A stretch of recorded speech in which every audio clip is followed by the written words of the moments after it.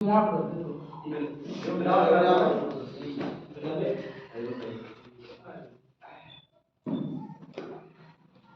के आधार पर शब्द भेद। कोई बात नहीं ना, के नहीं लिखेंगे तब भी चल जाएगा। चलो चर्चा करते हैं अर्थ के आधार पर शब्द के भेद। इनको पढ़ने से पहले जो हम लोग पढ़ के आए हैं थोड़ी सी चर्चा उस पर हो जाए तो उसकी जो निरंतरता है वो बनी रहती है। अच्छा बताएं, शब्द के कितने भेद होते हैं? 4 भेद होते हैं। रचना के आधार पे, स्रोत या उद्गम या उत्पत्ति के आधार पे, अर्थ के आधार पे और प्रयोग के आधार पे। हम लोगों ने पढ़े हैं सबसे पहले रचना के आधार पे। तो रचना के आधार पर शब्द के कितने भेद होते हैं? 5 नहीं होते, 3 होते हैं। हाँ, पीछे से आवाज 5 आई थी, 3 आई थी, 3 ही आई। तो रचना के आधार पर शब्द के 3 भेद होते हैं। अच्छा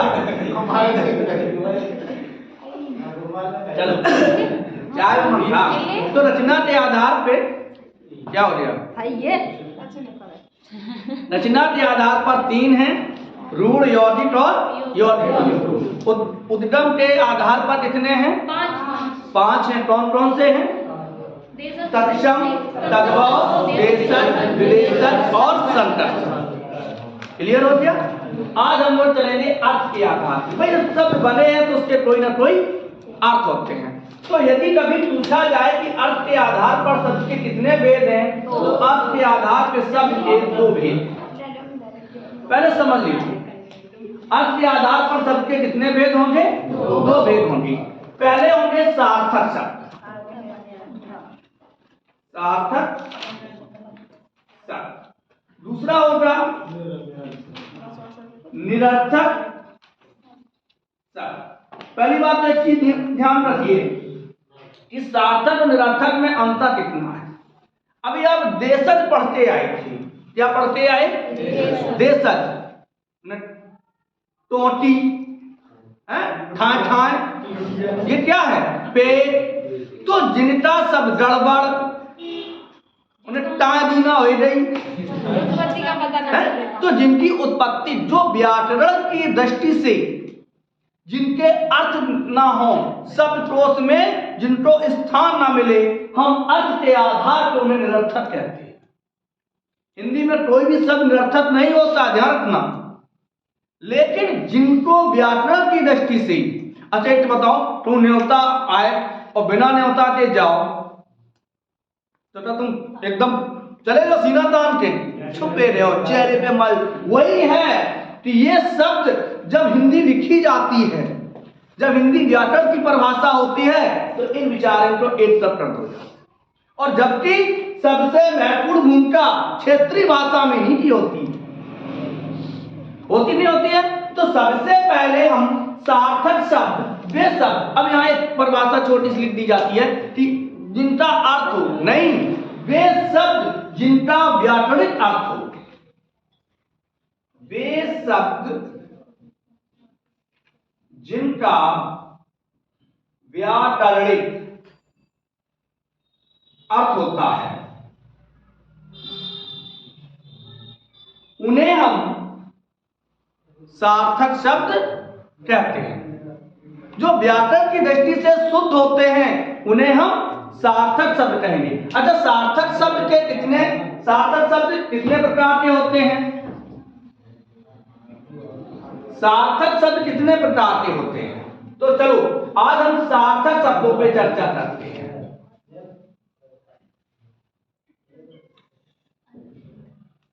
सबसे पहला आपका तत्सम।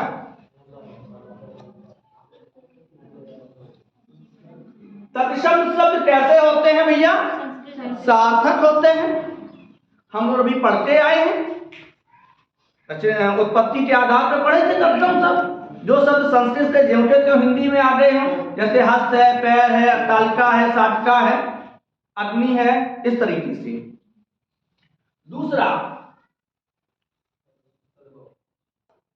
तद्भव नहीं होता भैया, विलोम शब्द, ये भी सार्थक होते हैं जिन्हें हम विपरीतार्थक शब्द कहते हैं। ये भी कैसे हैं? सार्थक। पहले एक बार बता दें सभी। हाँ। तीसरा आता है समानार्थी शब्द। समानार्थी शब्द ये भी सार्थक होते हैं जिन्हें हम पर्यायवाची कहते हैं। क्या कहते हैं? पर्यायवाची। पर्यायवाची शब्द ये भी सार्थक होते हैं। फिर आता है चौथा एकार्थी शब्द। एकार्थी शब्द जिनका केवल एक ही अर्थ होता है, उसको पहचानने की सबसे अच्छी ट्रिक, जितनी भी व्यक्तिवाचक संज्ञाएं होती हैं वो सदैव एकार्थी होती हैं। जितनी भी व्यक्तिवाचक संज्ञाएं होती हैं वो कैसी होती हैं? एकार्थी होती हैं। इसके अलावा दुनिया में, ब्रह्मांड में जितनी भी चीजें एक हों वो सब एकार्थी होंगे। सूर्य, चंद्र, पृथ्वी, बृहस्पति एक ही है, तो कैसे हो गए? एकार्थी। फिर आता है अनेकार्थी शब्द, जिनके एक से अधिक अर्थ होते हैं। जिनके एक से अधिक अर्थ होते हैं, जैसे हमने कह दिया कृष्ण। कृष्ण, कृष्ण माने काला भी होता है और कृष्ण माने विष्णु, विष्णु का अवतार होता है, जो द्वापर युग में भगवान कृष्ण ने जन्म लिया, जिन्हें हम प्यार से कान्हा कहते हैं। तो अनेकार्थी। फिर आते हैं सूक्ष्मार्थी भिन्नार्थक शब्द। सूक्ष्मार्थी भिन्नार्थक शब्द, सूक्ष्मार्थी जिनमें बहुत कम लगे एक से हैं लेकिन उनके अर्थ भिन्न होते हैं। जैसे हम कह दें, छोटा सा उदाहरण देते हैं, जल और पानी, दूध और सोड, दूध और सोड, इन पे चर्चा होगी। जरूरी नहीं है कि सब आज ही पढ़ जाएं, कल पढ़ सकते हैं। तो इनमें बहुत छोटा सा अंतर होता है। पानी तो आंख का भी होता है, जल पवित्र होता है। इसके बाद आता है पांचवा नंबर, छठवां नंबर, सातवां नंबर आता है, ये बैठे दे रहे हूं,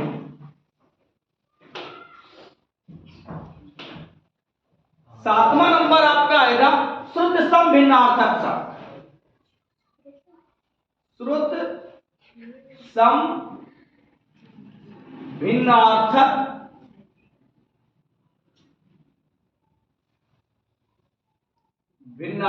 शब्द। श्रुत सम माने होता है जो सुनने में एक जैसे लिखे लगे, जैसे अथक, अकथ, सुनने में एक जैसे हैं अथक और अकथ। तो अथक जो थके ना, बिना थके, अथक जिसे हम कह ना सके, तो ये भी हमारे किसके अंतर्गत आएंगे? देखिए, हमने तद्भव छोड़ दिया, हमने आपका देशज छोड़ दिया, हमने यौगिक छोड़ दिया, यौगिक रूढ़ छोड़ दिए।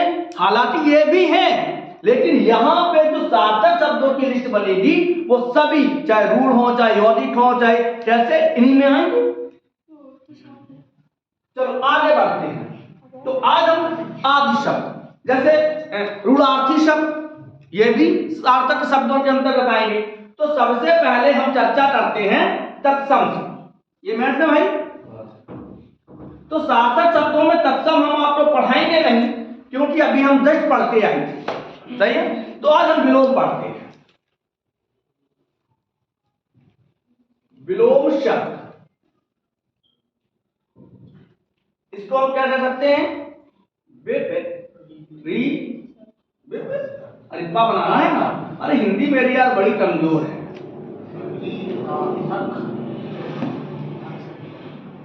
कोशिश करता हूं हिंदी सीखने की, सीख नहीं पा रहा। नहीं, सही लिखा होता है। चलो, विलोम का मतलब होता है उल्टा। विलोम का मतलब होता है उल्टा। हम कहें अच्छा और आप कहो बुरा, सही है? तो विलोम शब्द वे शब्द जो विपरीत अर्थ देते हैं, यानी उल्टे अर्थ देते हैं। नहीं, आदमी क्या देते हैं, हम कहा जा से खेत की और सुना था खलियान की, कहा घर की जो सुना बाहर की। तो यानी जो उल्टे अर्थ देते हैं उसे हम विपरीतार्थक शब्द कहते हैं या विलोम शब्द कहते हैं। अब विलोम शब्द कितने प्रकार से बनते हैं, जरा इस पे चर्चा। हाँ, सबसे पहले हम स्वतंत्र विलोम, स्वतंत्र विलोम, ये स्वतंत्र विलोम शब्द होते हैं। जैसे ठंडा का गर्म, भला का बुरा, अच्छा का बुरा हो सकता है, मीठा का कड़वा, सर्द का गर्म, भीतर का बाहर, ये सब स्वतंत्र होते हैं। कैसे होते हैं? स्वतंत्र विलोम। इनमें ना तो उपसर्ग लगते हैं ना प्रत्यय लगते हैं। दूसरा है उपसर्ग निर्मित विलोम। उपसर्ग निर्मित विलोम ऐसे विलोम शब्द जो उपसर्ग से बनते हैं, और उपसर्ग से दो प्रकार से बनते हैं।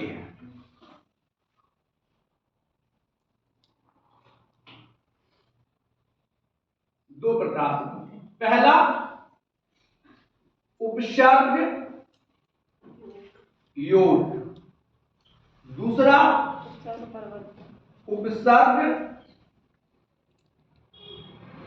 परिवर्तन, और तीसरा है लिंग परिवर्तन द्वारा।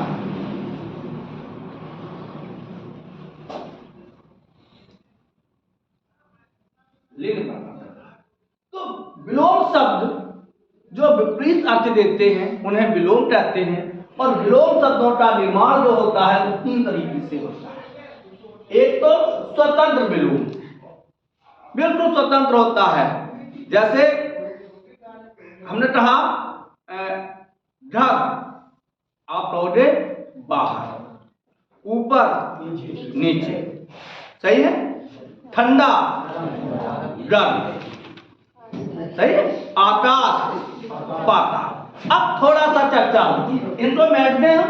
तो सबसे पहले हम लोग स्वतंत्र विलोम पे दो चार शब्द लेते हैं और हम आपसे पूछेंगे। चलो, अग्नि का विलोम क्या होता है? जल। अग्नि का विलोम पानी नहीं होता है भाई, जल होता है। आग का पानी होता है, ध्यान रखना। आग का विलोम पानी होगा, आग का पानी और अग्नि का जल। अब प्रश्न आएगा आपसे, जल का विलोम क्या होगा? जल का विलोम थल होगा, ध्यान रखना। और हमेशा ये पूछा जाता है कि जल का विलोम क्या है। पहले नंबर पे अग्नि रखो जाए, तो दूसरे नंबर पे थल रखो जाते हैं, तीसरे पे। और हम लोग अग्नि पे निशान लगाए थे, याद अपने हम पे छाती फुलाता है, गाइड में देखा हो पहले सही है। ऐसी बात है कि जो नंबर कटो तो कटो कहां से, क्योंकि भैया अग्नि का विलोम जल है और जल का विलोम थल है। जल का विलोम क्या है? थल। थल का विलोम नहीं है, क्योंकि अग्नि का जल है, जल का थल नहीं। अब चलते हैं आकाश का विलोम। आएगा भी आकाश का विलोम, पाताल। आकाश का विलोम पाताल, और पाताल का विलोम अब आकाश का विलोम तो पाताल हो गया। पाताल का विलोम क्या? अब यहां पे पाताल का विलोम नभ नहीं होगा, नहीं, क्योंकि जिस प्रकार यहां ये समाप्त हो गया उसी प्रकार यहां ये समाप्त हो गया। अब देखो,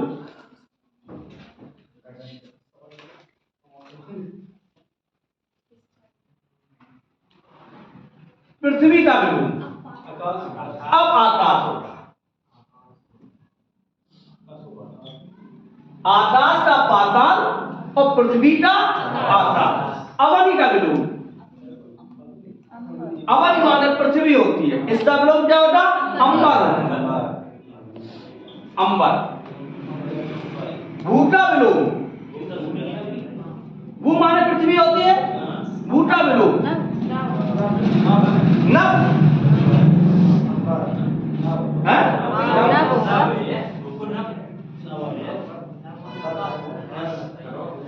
गगन। भू का विलोम गगन। धरा का विलोम नभ होगा, धरा का विलोम नभ। गलत हो जाएगा भाई। जो प्रश्न हम लोगों को लगते हैं कि हमारे कट गए नंबर, जब विकल्प है तो वो यही चीजें तो होती हैं। आप देखिए, अग्नि का विलोम जल, जल का विलोम थल। अब थल का विलोम तो मिलेगा तुम्हें? नहीं है। फिर थल का विलोम हम जल पे भी नहीं आ सकते हैं, क्योंकि कभी भी थल का विलोम नहीं पूछा जाता, ये ध्यान रखो। आज तक आपने कभी पूछा क्या कि पाताल का विलोम क्या है? कभी किताबों में देखा पहले पाताल लिखा हो बाद में आकाश लिखा हो? नहीं, आकाश का पाताल लिखा होगा, लेकिन जहां पृथ्वी लिखा होगा वहां आकाश का विलोम होगा। आकाश का पृथ्वी नहीं। जैसे अवनी का अंबर, भू का गगन, धरा का नभ, इस प्रकार ये हमारे कैसे विलोम है? स्वतंत्र विलोम है। आगे बढ़े। अब आता है उपसर्ग निर्मित विलोम। अच्छा, समझ में आ रहे हैं भैया? समझ में आ रहे हैं? कोई दिक्कत, परेशानी, समस्या, प्रॉब्लम?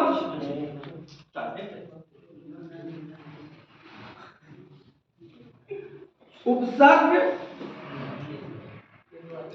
निर्मित विलोम और शब्द रोज रहा कर रहे हैं। उपसर्ग निर्मित विलोम। अच्छा, उपसर्ग तो समझ में आता होगा।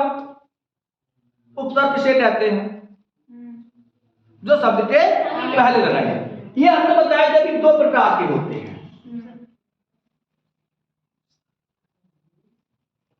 उपसर्ग योग और उपसर्ग परिवर्तन। उपसर्ग योग और उपसर्ग परिवर्तन। योग माने होता है जोड़ना। अच्छा, जल्दी जल्दी बता दें, चलो, लेकिन बड़े आराम से बताएं, कोई दिक्कत नहीं है। उपसर्ग योग, योग माने होता है जोड़ना। ऐसे विलोम शब्द जो मूल रूप से आते हैं और उनके विलोम ना मिलकर हम उसमें कुछ उपसर्ग जोड़ते हैं। जैसे शब्द आया जन्म, अब लड़के लिख देते हैं मृत्यु। लड़के क्या लिख देते हैं? मृत्यु। अधिकतर हो जाता है। लेकिन जन्म का विलोम, जिसने जन्म लिया वो अजन। अजन, जिसने जन्म नहीं लिया। जन जीवन, जीवन नहीं। अब देखो, जीवन का आजीवन नहीं लिखोगे, ना मरण लिखोगे, क्योंकि ये उपसर्ग का विलोम नहीं है, ये होगा चल। अब देखो, अपने आप बनेगा चल। अच्छा, चल का अचल, चल अच्छा, चल का अच्छा, यानी कि मिला के हमें क्या करना है? देश, देश विदेश। सही है? देश का विदेश। तो आपने देखा कि मूल शब्द में हमने उपसर्ग लगा देते हैं तो वो कैसे बन जाते हैं? विलोम बन जाते हैं। जब किसी शब्द का हमें विलोम ना आता है तो हम उपसर्ग से विलोम बनाते हैं। अगला देख सकते हैं। अब आता है उपसर्ग परिवर्तन। अरे हमारी सुन लियो ना, थोड़ी बहुत तो सुनाई। तुम आपस में बात चल रहा था तो हम घबराए जा चढ़े, एकदम पसीना से आया भाई क्या कहते। अरे यार, ये तो बुराई के अलावा करूँ सटा। सही बात है ना। ये तो जाके के बाद गाली दे सका तो शाम को सो नहीं दे सका। हाँ, अरे देखते हैं उपसर्ग परिवर्तन। उपसर्ग परिवर्तन का मतलब होता है कुछ बदलाव करना। तो इसमें क्या होता है कि मूल शब्द हमेशा रहता है, उपसर्ग का परिवर्तन उपसर्ग से ही होता है, यहां जोड़ा जाता है। यहां जैसे स्वदेश, परदेश। अभी जब हमने विदेश लिखा था तो किसी ने आवाज दी थी परदेश। तो स्वदेश का दोनों में मूल शब्द है, मूल शब्द है प्रतिकूल। क्या होगा? अनुकूल।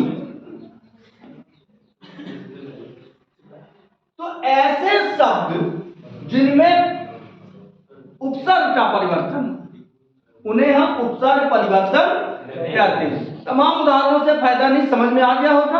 आगे बढ़ते हैं, क्योंकि समझदार मुझे लगता है, अब नहीं होती आपकी बात। अगला बढ़ते हैं हम लोग। इसके बाद आता है लिंग परिवर्तन द्वारा।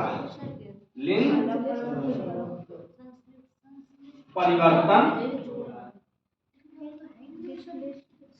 विलोम शब्द। क्या हो गया जी? विश्लिष्ट को संश्लिष्ट। सही गो। हाँ सही गो, बिल्कुल एकदम रास्ता सीधो चलो। आगे बढ़ते हैं। तो लिंग परिवर्तन, लिंग माने होता है जात। लिंग माने क्या होती है? जात, एक चिन्ह, एक प्रतीक। जैसे हमने कहा स्त्री, पुरुष, नर, मादा, लड़का, लड़की, शेर, शेरनी। हाँ, कुछ विलोम ऐसे होते हैं कि जिन्हें हमें ये शब्द लगाना पड़ता है। जैसे कोयल का विलोम आ जाए तो कोयल कोयली नहीं कर रही हो मन, नर कोयल, मादा कोयल। पीछे से कह रहा है कौआ, तो नर कौआ, मादा कौआ। चिड़िया, देखिए चिड़िया का विलोम हो जाए चिड़ा, चिड़ी का विलोम चिड़ा। लेकिन चिड़िया आ जाए तो हम चिड़ा नहीं करेंगे, तो नर चिड़िया, मादा। शेर का शेरनी, हाथी का हथनी। अब भालू का आ जाए तो बोले नहीं दो कोई है, भालू का नर भालू, मादा।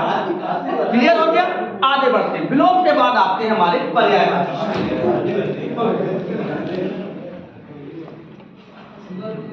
अगला सार्थक शब्द कौन सा होगा भैया? थोड़ा सुनते चलो, थोड़ा सुनते चलो, हमें भी अच्छा लगेगा पसंद। सुअर? अरे भाई पूछते तो अच्छा, तो वो भी नर और मादा ही लगे। हाँ नहीं, सुन लीजिए, जो आपने या प्रत्यय लगाया ये लघुवाचक प्रत्यय है। जो आपने शब्द कहा वो स्त्रीलिंग का पर्यायवाची नहीं है, वो लघुवाचक है। और लघुवाचक स्त्रीलिंग में, जैसे बेटा, बिटिया, अपने आप स्त्रीलिंग में परिवर्तित हो जाएगा। ठाट, ठटिया, ठाट उठा लाओ, ठटिया उठा लाई, यही तो होता है। ठटिया उठाई जाती है और ठाट खड़ी की जाती है। दोनों शब्द स्त्रीलिंग है, लेकिन छोटी होती है। ठाट भी स्त्रीलिंग है और ठटिया भी स्त्रीलिंग है। बेटा, बिटिया, लोटा, लुटिया, ये स्त्रीलिंग है। तो इससे कोई जरूरी नहीं है कि वही हो, लेकिन नर और मादा हमने आपको बता दिया। आगे आते हैं हम लोग समानार्थी शब्द। समानार्थी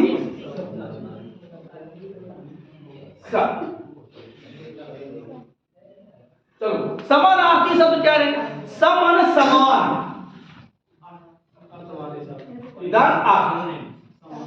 जो समान अर्थ में प्रयोग हो, समानार्थी शब्द, इन्हें हम दूसरे नाम में पर्यायवाची कह सकते हैं। जैसे किसी के घर का नाम राजकुमार है तो राजू कहने लगते हैं, बुआ कुछ और कहने लगे हैं, फूफा ने कुछ और कह दी, दादी ने और कह दी। तो नाम तमाम रख दे, लेकिन अर्थ उनका एक ही होता है। उसी प्रकार जैसे आप ससुराल जाते हो तो कोई ललाट है, कोई दमाद कहे, कोई जीजा कहे, कोई फूफा कहे, हो तो एक ही, अलग हो, अलग तो हो नहीं है, हो एक ही। तो वही है कि जो समान अर्थ देते हैं।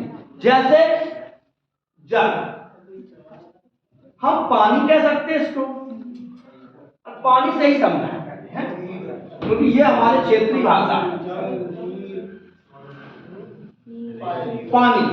अब हमने क्या किया, किसी ने कहा जल, किसी ने कहा नीर, किसी ने कहा तोय, किसी ने कहा अम्बु, अम्बु आदि बहुत है। अच्छा एक चीज और जानना, अम्बु और अम्ब में अंतर है, अभी हम आगे बताएंगे। तो सबसे पहले जल। अब देखो पानी मांगिए तो आप पानी ले आए, जल मांगिए तो पानी ले आए, नीर मांगिए तो पानी ले आए, तोय मांगिए तो पानी, अम्बु माने तो पानी। सही है। अब यदि अब तो हम आपको तीन पर्यायवाची बताते हैं। यदि जल के पर्यायवाची में हम जल लगाते हैं तो ये कमल के बनती है, जलज, नीरज, तोयज, अम्बुज, बारिज है। यदि हम बादल के बनाने हैं तो हम दल लगाते जाए, नीरज, जलद, तोयज, अम्बुज, बारिज।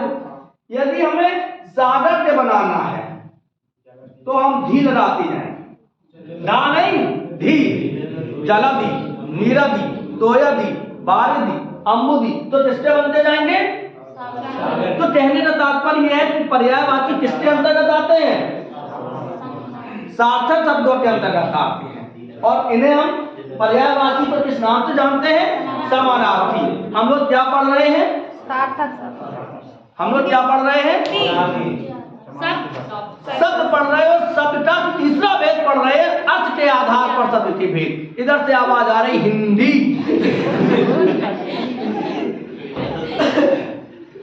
हमें लगा तो हम हिंदी पढ़ाई रही है, चलो आप लोग बता दी तो और अच्छी।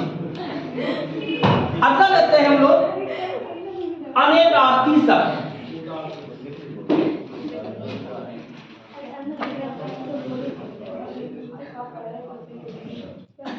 ऐसे सार्थक शब्द जो अनेक अर्थ देते हैं। धी,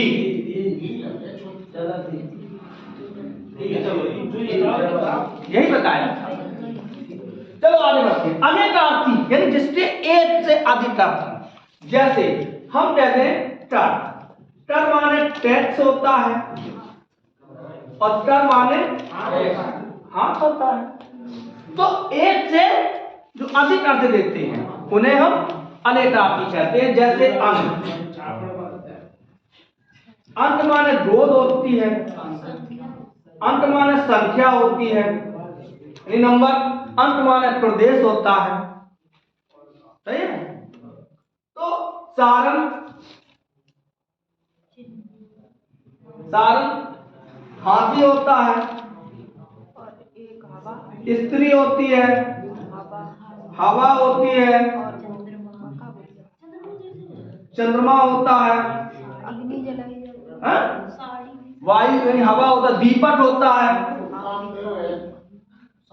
आदि तमाम होते हैं। तो जो शब्द, बस केवल इतना समझना है कि जो शब्द एक से अधिक हों, ध्यान रखिए जितने भी श्लेष अलंकार में शब्दों का प्रयोग होता है, जितना जहां भी श्लेष अलंकार में यदि शब्दों का प्रयोग हुआ तो वो अनेकार्थी होगा। जैसे हमने कहते हैं अपर,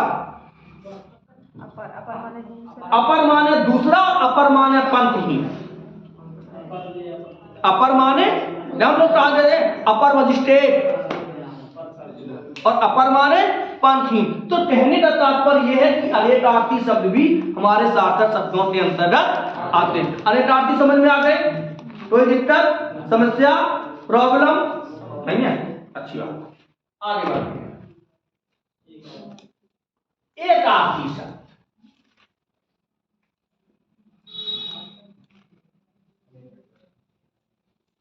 एकार्थी शब्द ऐसे शब्द जो केवल एक ही अर्थ में प्रयोग होते हैं, जो केवल एक ही अर्थ में प्रयोग होते हैं उन्हें हम एकार्थी कहते हैं। जैसे हम कहते हैं मोहन, व्यक्तिवाचक संज्ञा है। हम कहते हैं गंगा, हिमालय, एक ही अर्थ आएगा।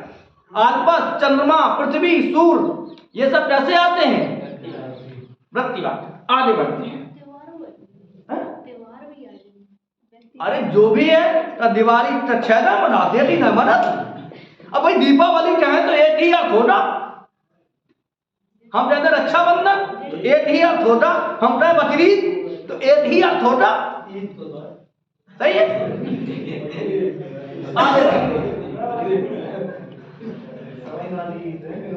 अब आते हैं श्रुति सम भिन्नार्थक शब्द। सुनो,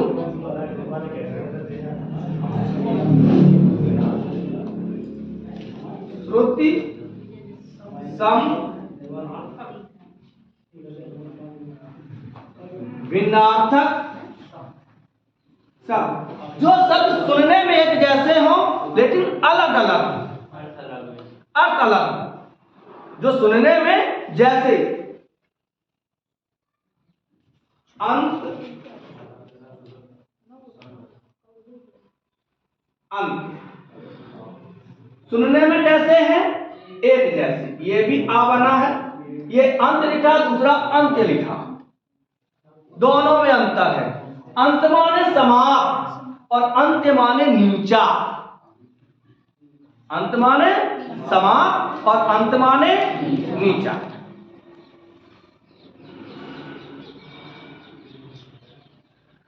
अजर अमर, अभी हमने टेस्ट में दिए थे।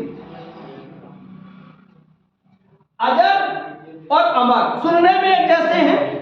अजर अमर माने जो, अजर माने जो कभी बूढ़ा ना हो, और अमर माने जो कभी मरे नहीं। ध्यान ये रखना कि आपको जो वहां पे विकल्प दिए जाए उनमें ये देखना कि पहले कौन सा है बाद में कौन सा है,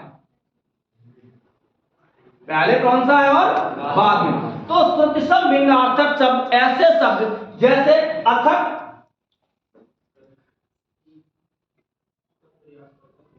अथक, अथक जो थके नहीं, अथक जो कहा ना जा सके, तो इन्हें भी हम। इसके अलावा भी आपके बहुत से शब्द हैं जो हमारे सार्थक शब्दों के अंतर्गत आते हैं। अब थोड़ी सी चर्चा निरर्थक पर हो जाए। भैया लिखवा लेंगे हम, परेशान ना हो। चलो आगे बढ़ते। निरर्थक शब्द, निरर्थक ऐसे शब्द जिनका व्याकरण की दृष्टि से अर्थ नहीं होता है, उन्हें हम निरर्थक शब्द कहते हैं। इनका भी निर्माण 4 प्रकार से होता है। कितने प्रकार से होता है? अच्छा, अगर कहते सार्थक शब्द, तो सार्थक शब्द के तमाम भेद हैं, 7 नहीं है, कुल भेद हैं। भाई जितने भी व्याकरण की दृष्टि से शुद्ध शब्द हैं वो हैं। अब आगे बढ़ते निरर्थक। सबसे पहले सार्थक शब्दों के साथ आने वाले निरर्थक शब्द। सार्थक शब्दों के साथ आने वाले निरर्थक शब्द, ऐसे शब्द जो सार्थक शब्दों के बाद आते हैं। जैसे हम आपके यहाँ आए और बैठे, आप देर में आए तो आपने तो कहा भाई साहब चाय वाय हो गई, तो चाय तो है, वाय का है। रोटी ओटी खा ले, रोटी है, ओटी का है। ये तो कहते हैं कि यहाँ हुआ कहा, ये उम्र ढोलक, ये इधर तो है, उम्र तो मतलब का है, उधर नहीं होगा। तो सार्थक शब्दों के रोटी ओटी, चाय वाय, पानी आनी। आपने एक नदिया के पार पिक्चर देखिए, उसमें निरर्थक शब्द का प्रयोग हुआ गाने के पहले। जब वो कहता है, चंदन कहता है उससे कि भाई आप एक गुंजा से कोई गाना गाइए, तो वो कहती है मुझे नहीं आता गाना फाना। गाना फाना कहती है, वाना नहीं कहती है। हमें नहीं गाना है गाना फाना। बोले नहीं गाइए, तो कौन दिशा को लेके चला है, देखो क्या मुस्की आते। अरे हम कहीं किसी दिशा में नहीं लेके जाएंगे, हम तो आपको एक उचित दिशा में लेके जाएंगे। कौन दिशा को लेके चला रे बटुइया। अच्छा, बटोही शब्द कैसा है? विदेशज है, विदेशज है जी, विदेशज है। अरे देशज कही, है, हमें तब सुनाई दिला। तो बटोही शब्द एक क्षेत्र विशेष में प्रयोग होने वाला है। कैसा है? क्षेत्र विशेष में प्रयोग होने वाला है, तो वो कैसा रहेगा? देशज रहेगा। लेकिन देशज शब्द भी हमारे निरर्थक शब्दों में आते हैं। अब डब्बी शब्द देशज है, ढूंढो कहां से आओ, लेकिन निरर्थक शब्द है, लेकिन क्षेत्रीय भाषा में उसका अर्थ है, व्याकरण में अर्थ नहीं है। तो दाना खाना, चाय वाय, रोटी ओटी, जी बटोही, अरे बटोइया भैया देशज है, और वो भी उसमें गाया कौन दिशा में चला रे बटोइया, बटोइया किसको कहा? बटोहिया नहीं है, बटोही होता है। कौन दिशा में चला रे बटोहिया। बटोहिया का मतलब होता है रास्ते पर चलने वाला पथिक, रास्ते से चलने के संबंध में। तो चंदन, वहां बटोहिया चंदन होगा। चलो आगे बढ़ते हैं, आगे बढ़ते हैं। स्वतंत्र अर्थक, एक चीज याद रखना, हो सकता है आप लोग किताबें पढ़ो और पढ़ते ही हो, तो यहां से बहुत ज्यादा भिन्न वहां मिलेगा।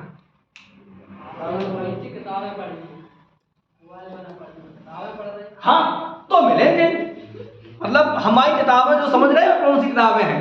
चलो आगे बढ़ते, वो वक्त में तो नहीं मिलेगा।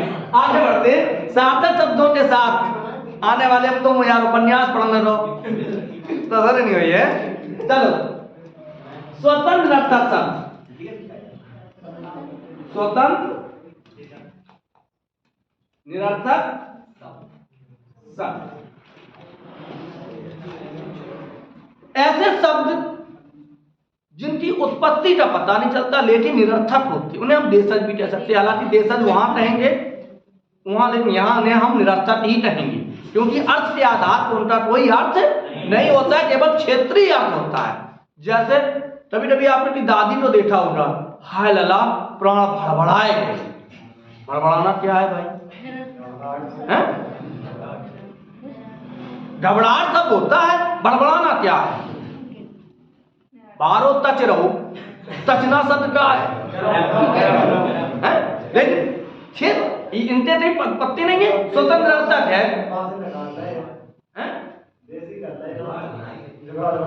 हाँ, जैसे जुगाड़ शब्द है। तो ऐसे शब्द स्वतंत्र अर्थक शब्द वे शब्द होते हैं जिन जो बिल्कुल देशज मान लेते हैं, इन्हें शुद्ध देशज मान लेते हैं। अब तो डब्बी फब्बी हमें नहीं चलाना, डब्बी फब्बी तो डब्बी हो तो स्वतंत्र और फब्बी हो तो सार्थक शब्दों के साथ आने वाला, सही है। इसके बाद आता है ध्वन्यात्मक निरर्थक शब्द, ध्वन्यात्मक निरर्थक, किसी कल्पित ध्वनि से या वास्तविक ध्वनि का जब हम अनुकरण करते हैं, कुड़मुड़िया चलो देखी है, आज मेरे पेट कुड़मुड़ा है नहीं कहते पेट कैसा हो। अब कुड़मुड़ा, कुड़मुड़ाना, तरमराना, ये कैसे है? ध्वन्यात्मक है। चिड़ियों की चींची से चाय चाय, या दूसरा की चाय चाय मुंह बंद नहीं हो, तो कैसे है? किसी कल्पित ध्वनि से ठठठाना, थरथराना, टपटपाना, ये कैसे है? फिर आता है अनुप्रणात्मक शब्द, अनुप्रणात्मक निरर्थक शब्द। हालांकि इनमें और इनमें कुछ खास अंतर नहीं है, इनको हम किसी का अनुकरण करके पढ़ते हैं। कैसे? किसी का हम, जैसे लड़का खूब रोए रहोगी और बुआ के या मौसी के हुए, मम्मी तो नहीं मारी है, बुआ और मौसी के हाथ में हो गोदी में चार और जी जा मोड़ा की पाए पे बंद नहीं हुए, दिन भर पिपिया है, तो पे से पिपियाना। अरे बेचारे कैसे रिरियाए रहो, तो रहने से रिरियाना। अब ये कहीं मिलेंगे शब्द, लेकिन हमारे क्षेत्रीय भाषा मिलते, इनका अनुकरण किया हमने कि कियाना, रिराना, डुड़डुड़ाना, ये कहते हैं हर पेड़ डुड़डुड़ाए रहो है, तो डुड़डुड़ से ध्वन्यात्मक है। कैसा है? ध्वन्यात्मक है। और रिरियाना अनुकरणात्मक है। तो आपने देखा कि निरर्थक शब्द के कितने भेद होते हैं? के आधार पर शब्द के कितने भेद होते हैं? अर्थ के आधार पर शब्द के कितने भेद होते हैं? 2, सार्थक और निरर्थक। सार्थक शब्दों के भेद तमाम, गिनती नहीं है। तत्सम भी सार्थक होते हैं, विलोम शब्द भी सार्थक होते हैं, अनेकार्थी, ध्वन्यात्मक, ये सभी कैसे होते हैं? अब ध्वन्यात्मक है, अनुप्रात्मक है, स्वतंत्र है, सार्थक शब्दों के साथ आने वाले शब्द ये कैसे हैं? निरर्थक शब्द है। प्रयोग के आधार पर और बताते, 2 मिनट लगेंगे, समय है केवल 2 मिनट लगेंगे मात्र प्रयोग के आधार पर शब्द के लिए।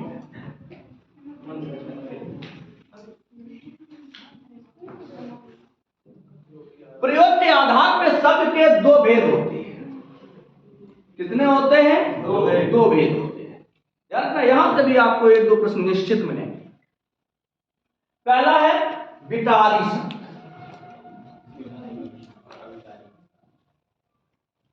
और दूसरा है अविकारी शब्द। चाय पी ना? अरे चाय पी। चलो, तो विकारी का मतलब क्या होता है? विकारी का मतलब होता है विकार, और विकार का मतलब होता है शुद्ध देसी भाषा में विकार। आज तुमने आपने बच्चों को सुना होगा शिकायत करते हुए, बच्चों को शिकायत करते हुए सुना होगा, आपका भतीजा आया होगा, आपका पुत्र आया होगा, भांजा आया होगा, पापा मामा जो मेरो नाम बिगाड़त है, जो मुंह बिरवात है। तो बिगाड़ने का मतलब जो उसका सही नाम है, जैसे नाम है रामू, और वहां से कहां लो? रमुआ, तो नाम बिगड़ दो, नाम बिगड़ दो। तो वही सब ऐसे शब्द जिनमें परिवर्तन की गुंजाइश है। और हिंदी में कि केवल 4 शब्द ऐसे हैं जिनमें परिवर्तन की गुंजाइश है, उन्हें हम विकारी शब्द कहते हैं। जैसे संज्ञा शब्द,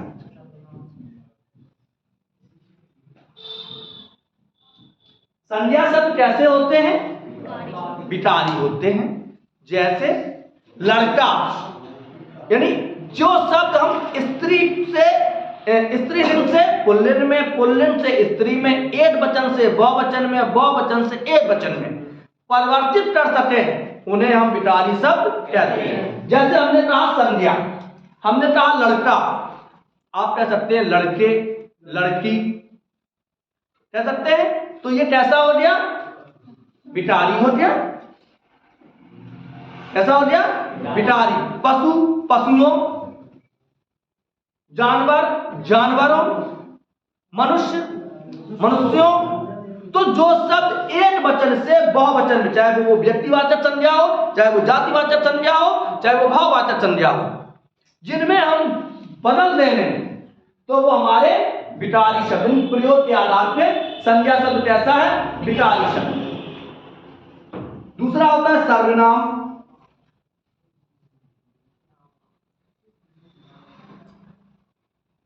जो शब्द संज्ञा के बदले बोले जाते हैं सर्वनाम कहते हैं। यह भी कैसा है? विकारी है। जैसे तुम, तुम्हें, तुम्हारे, तुम सब में, सही है। तो जो एक वचन से बहुवचन में, बहुवचन से एक वचन में, लड़का से लड़की बन जाए, लड़की से फिर लड़का बन जाए, यानी स्त्री से पुरुष हो जाए, पुरुष से स्त्री हो जाए, नर से मादा हो जाए, मादा से फिर नर बन जाए, ऐसे शब्दों को हम विकारी कहते हैं। तो पहला हो गया संज्ञा, दूसरा हो गया सर्वनाम, तीसरा हो गया विशेषण। विशेषण ये भी बदल जाता है, बदलता है। तो विशेषण शब्द कैसा है? मीठा, मिठास, कड़वा, कड़वाहट। तो जो शब्द बदल जाते हैं उन्हें हम क्या कहते हैं? विकारी। तीसरा आता है आपका क्रिया। तो पूछ दे कि विकारी शब्द व्याकरण की एक चीज और, व्याकरण की 8 कोटियां हैं। कितनी है? 8। 4 विकारी और 4 अविकारी कोटियां पूछी जाएंगी 8। और पूछ लिया जाए प्रयोग के आधार पर शब्द के कितने भेद हैं, तो 2, एक विकारी और एक अविकारी। जब भी पूछा जाएगा तो उन्होंने पूछ दिया कि इनमें विटारी शब्द कौन सा है, तो आप 3 इधर से होंगे, 1 इधर से होगा। तो एक संज्ञा, विशेष, संज्ञा, सर्वनाम, विशेषण और क्रिया, ये कैसे हैं? विटारी। अब चलते हैं अविटारी शब्द।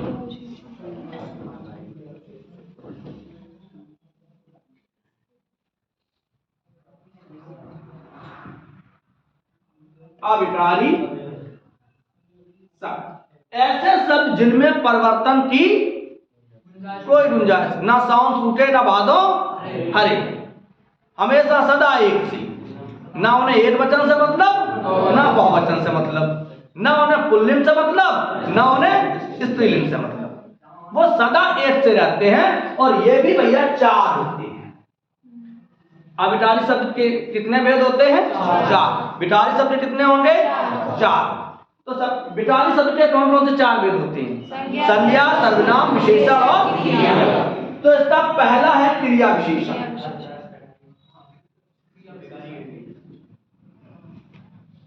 क्रिया विशेषण, अच्छा, वह अच्छा दौड़ता है, अच्छा लिखता है, अच्छा पढ़ती है। ऐसा तो नहीं है कि अच्छी पढ़ती है, अच्छा पढ़ती है। किसी के साथ भी लगाओगे तो वो जो क्रिया की विशेषता बताते हैं, ऐसे शब्द क्रिया विशेषण कहे जाते हैं। समुच्चय बोधक अव्यय,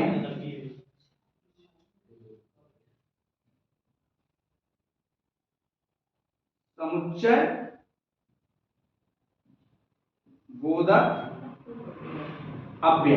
समुच्चय बोधक अव्यय किसे कहते हैं? जो 2 वाक्यों को जोड़े, जो किंतु, परंतु, लेकिन, फिर, ध्यान, भीतर, ऊपर, नीचे, ये कैसे हैं?